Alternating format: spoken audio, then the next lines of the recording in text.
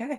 Hi, everyone. Welcome to Acknowledging Our Elders. This is the place where we take the time to acknowledge the plants, the fungi that we have such an affinity for, plants that we've encountered, that we love, and just sharing the stories, the knowledge, the wisdom, the experience that we've had with those specific plants. And yes, plant as our elders because they've been here longer than we have. They are our companion. They help us through many different things. And this is just highlighting those stories, those plants, those elders. But we're looking at the plants that grow right along the Bronx River.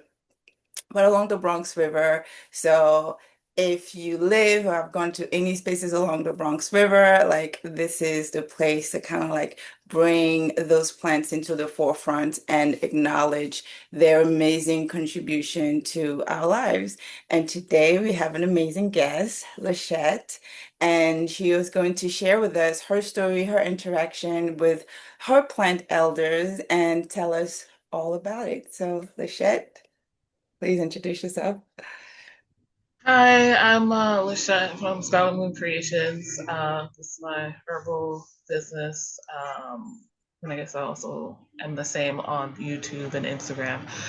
Uh, and the elder that I would like to acknowledge, I love the name of the series, by the way, just Thank you. FYI, is Yarrow.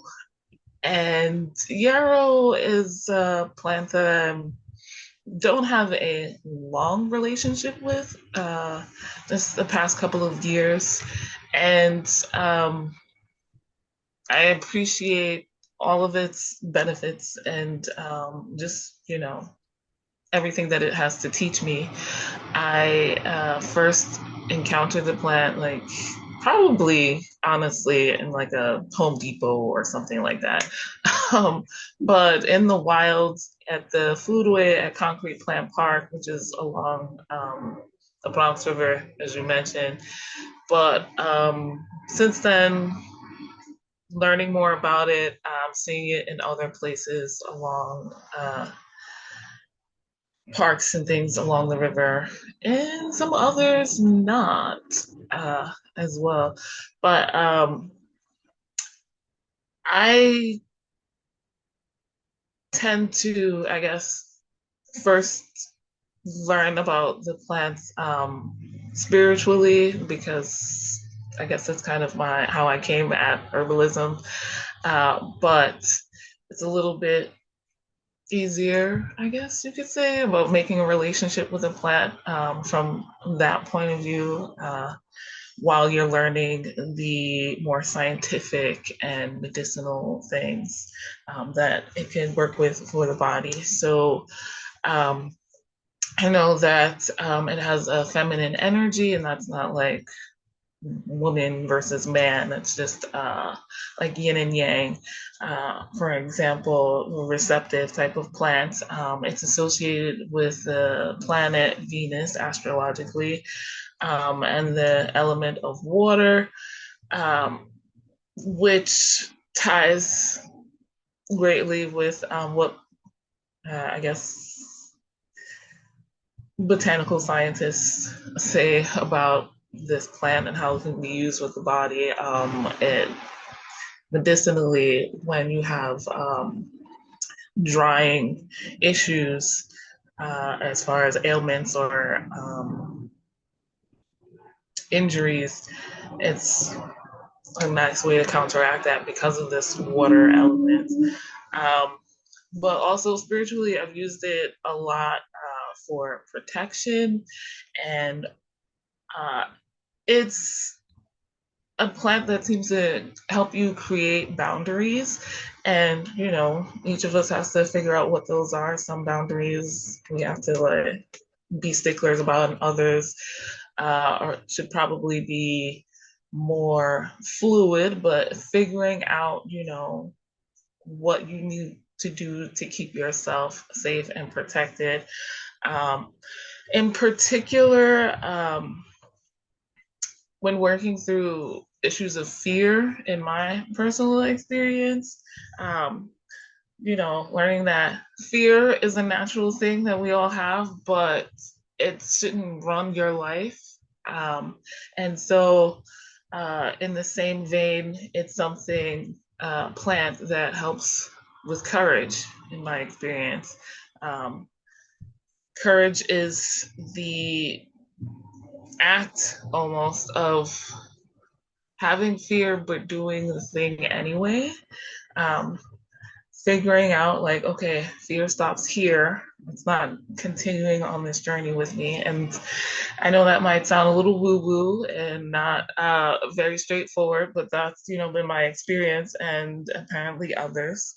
Uh, with regards to things like folklore, um, a lot of people have used it for love and things, and not necessarily just romantic love, so familial love, as well, friendships, things like that. So, attracting all those types of relationships, building those bonds with other people. So, in those cases, like I've had it in bath teas, regular teas that you ingest, incense blends. Like I said, both for the protection and with as far as love. Um, I happen to be an event planner that usually works with weddings, and yarrow is, especially when it's flowered, of course, but also the leaves because they are very pretty. Um, are used in bouquets and in decorating for weddings quite often because of that folkloric history. A lot of people associated with love, with a long lasting relationship. And who doesn't? Well, most people want that for their marriage. So that's a nice little thing from another part of life that ties in with yarrow. Um, and just to go back to the protection part, so when starting to learn more about how yarrow is used on the body or in the body, um, looking at the nicknames for it, like wound wart and nosebleed, and so many others that have to do with either blood or wounds. Even the scientific name has starts with Achillea, and that's related to Achilles. Again, back to folklore and mythology for a second. Achilles' heel, and uh, I guess a lot back then during the Roman times, a lot of Roman soldiers used yarrow to staunch their wounds, to stop the blood from flowing, and we still use that today. As I learned from Journey last year about uh, emergency wound care when you're outside or when you're in a wild place, like, or when you're out foraging and things like that. Um, Herbal first aid, essentially. So, like using the leaves for that because yarrow contracts the blood vessels and helps, to stop the bleeding. It's also antimicrobial and this, I love it when the science and the mythology and the spiritual aspects all come together. And then you can drink it as a tea. I mean, it doesn't taste like much, but you can add it to others. Um, as far as medicinally, what I use it most for often is for fevers and the flu. I don't get the flu a lot, but between me and my family and my friends, it adds up, as I'm sure it does for a lot of people. So I use yarrow in a lot of like, fever and flu blends because it does help, open the pores. If you're not sweating out a fever, it can help with that, make it not last as long. Um, and in a kind of related way to the helping with wounds and things like that, I've learned it's also helpful for those of us with uteruses and menstrual cycles. So I haven't used it a lot for that, but still learning, still growing with this plant, this elder, and learning from it, learning to have courage, um, to work on my relationships and um, my fevers. I'm sick, and I can't wait to strengthen that bond with Yarrow, this elder.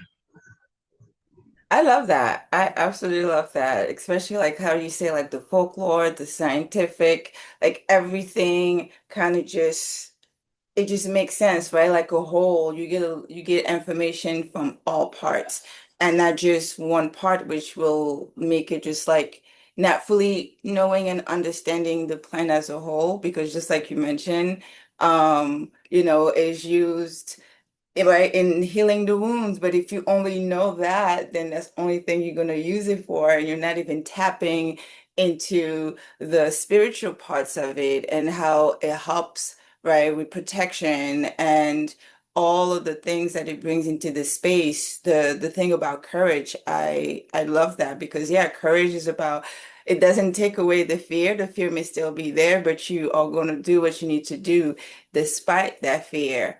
And I didn't know about the wedding and like as a bouquet. And it makes sense because the flowers are so beautiful.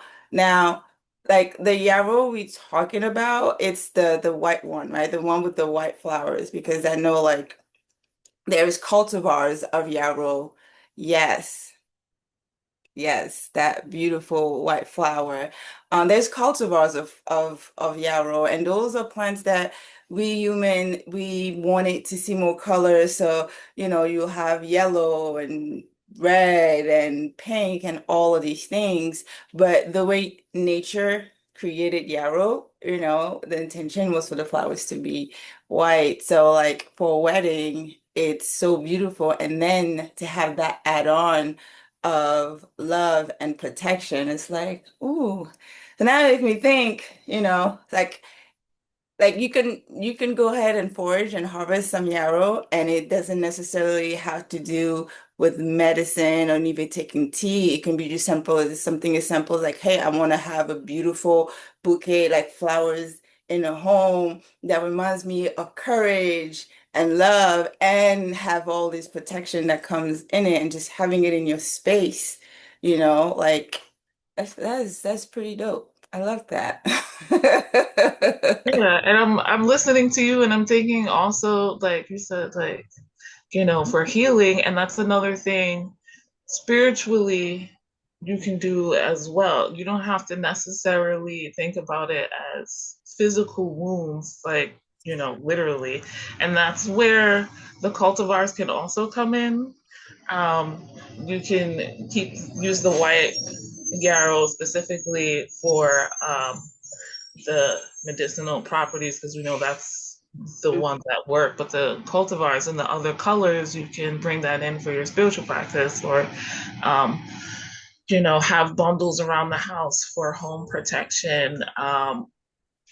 We have used them at the foodway and smoke wands, and Yeah. adding that in when you want to have incense, and bring that courage in, or if you want to work on spiritual or emotional wounds that you have, and you can use those bundles in a sachet or burn it or whatever have you.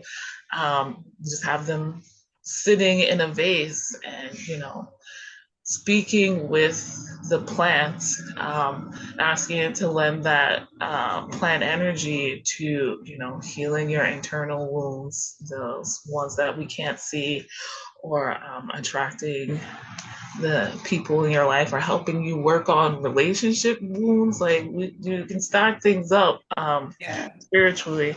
And um, I think most of the like mythology and folklore I mentioned were kind of like very European centric, but I did read that a lot of uh, not a lot of, but some of the native peoples to the United States, the indigenous peoples have used yarrow for similar purposes, at least as far as wound care and fevers and things like that. So I just wanted to tack that in there because it's not all Eurocentric. Yeah, yeah. I love that you mentioned that because like that's one of the things that even like when I'm researching like herbs and plant and trying to get to know them better and seeing like which part of the world this particular plant comes from and just looking at the stories and how different people have experienced it and stuff like that. Sometimes I find that across culture it is used the same way even spiritually even though those culture haven't spoken to one another, and then other times I find that it is used sometimes completely different or the stories are different. One will have a lot of dark stuff to it, one will have a lot of light stuff to it, which kind of brings me to like, hey, like those are stories from all those places, and you can also formulate your own folklore story with that plant just based on your own personal experience with it. Just because the story says like, hey, this is how it's been used, it doesn't mean that it can have other uses that you might stumble upon or you might discover and be like, yeah, I don't quite use it like that in spirituality. It works really well with me in this. Like, I like that because it's like, it's a modern, because, we are the modern time. So our experience will be like the modern folklore that would be for those who coming far, far down the line. So I always tell people, like, give yourself freedom of having an entirely new experience than any other culture or any other people that have. Like it doesn't make it bad or wrong. It still is what it is. If that's an experience you're having, then it's true to that. Like I don't know, I see plant like people, like depending on who's connecting to, you might experience a side and see a side of that plant that no one else have because that particular energy, whatever you brought into the space, the plant showed up differently for you. So like I really like that. And I like the point of pointing out too, like, yeah, just because it's a cultivar, you can still use it spiritually. And healing is not always physical. Sometimes it's spiritually, sometimes it's mental, sometimes it's emotional. So whatever that is for you, that plant can still bring it to you, regardless of how it was grown or who grew it. But if you're looking for the medicinal or the physical aspect of it, then it's like, yeah, go with the original, the way nature intended, so you can get the best experience for that particular healing that you are trying to get out of it. Wow. Usually when I see it, like have you ever outside of concrete, right? Because I know at concrete park we have all of them, right? We have the cultivar version and then we also have the nature version of it in that space. But like when I go to like Shoelace, even the Bronx Forest, anytime I encounter it in the wild period where it's not planted and it's just showing up on its own, it has always been the white one. So then it makes me wonder, like, there's the colorful one. They don't generate themselves. Like, do they need to be sewed in? Like, you know how we have some plant, they'll just sew in themselves, right? And just keep coming back up. But I don't see the cultivar one like on its own. Yeah, I like other than the foodway, I'll see like the cultivar one in someone's Mhm. garden, or like the botanical gardens and very regimented rows and that kind of thing. I've never seen the colors elsewhere. So I do wonder. That's something to look up. I mean, when we change the plant, it changes how it acts. So maybe, Yeah. like you said, they can't, It is that on human their own. push. It's like you plant Yes. me, I will be in a space for you and bring you all that I can bring you. But if you don't plant me, then you must not need me in the space. Yeah. Well, like all of this, goes back to like why I like the name of the series, like acknowledging your elders. Even with the cultivars, it's like having a conversation, forging that relationship Mhm. with the plants. And that is going to be a little bit different for each person and for each generation. Or it's like we talked about, ancient peoples, and we say mythology and whatnot, or folklore, and it's like, well, we're not 100% sure that's real or that's true, with some, or some people might say, but it was real enough for those people to at least write it down or pass it down through their families, and we can do that on our own, like you said. And I guess creating an intuitive relationship or having that conversation, with each plant, or yarrow in this particular sense, is great. It's I guess the sort of like land acknowledgement, Mhm. or um, a spiritual sort of conversation with Mother Earth or a particular plant. So it's, I don't know, it just ties very nicely with acknowledging our elders. Yarrows has been around for a long time. You can clearly see from the folklore, and so have many other plants. And each person and how they use it, or how they work with it, or how it works with them, is going to be that particular relationship. Like how I work with you or talk with you is not how I talk with my mother. It's not how I deal with, my college friends. And those are each different relationships that need to be acknowledged, if I so choose. That's Each true. have their different way. So it can be the same with plants. And I like the idea with acknowledging your elders, is like the plants sharing their knowledge, which is a lot longer than ours. Hmm. And sometimes they share the same things across the world, and sometimes things are a little bit different. Yeah. So maybe that person needed something different from the plant than I do. So that's where that comes in. That is absolutely true. That's a fact. They show up differently depending on what's needed, depending on who it is, depending on what it, needs to be in the space. Like that is so, that's valid. That's so valid. All right. So, I just want to say thank you for taking the time to just come and share and bring Yarrow into the space. I absolutely love that plant. The flowers are great. I haven't done a lot of work with it other than the wound healing. Oh God, I burned something and now it stinks. Anywho, other than the the wound healing aspect of it, but now with this, what you just brought in, like it's now my mind, it's kind of like going on other ways that I can use it, but like really influencing, like, all right, maybe I need to spend more time with the arrow and build a much more intimate relationship with Yarrow. I don't have an intimate relationship with that particular elder, although I do use it. Um, but we haven't formed that bond yet. And that's the thing, like you just like how you know a lot of people, but not all of them. You're not close to everyone. You might just know a little thing here. So it's like it's the exact same thing with me with plants. People's like, oh, you know so much about plants. Slow down.